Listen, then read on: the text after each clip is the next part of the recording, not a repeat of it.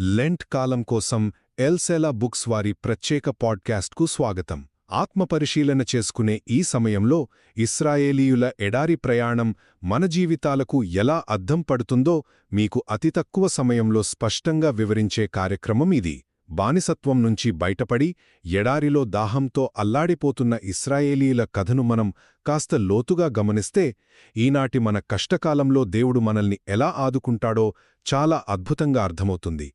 ఇక్కడ మనం గమనించాల్సిన మొదటి విషయమేమిటంటే, మనుషులుగా మనం దేవుని మేలును ఎంత త్వరగా మర్చిపోతామో కదా.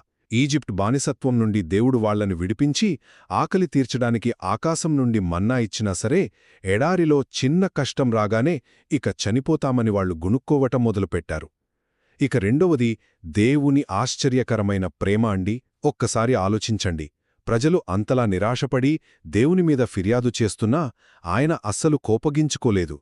దానికి బదులుగా ఆయన ఎంతో కరుణతో మోషే ద్వారా ఒక బండను కొట్టించి వాళ్ల దాహం తీర్చడానికి అద్భుతంగా నీటిని ఇచ్చాడు. మరి చివరిగా ఈ లెంట్ కాలానికి దీన్ని మనం ఎలా అన్వయించుకోవచ్చు?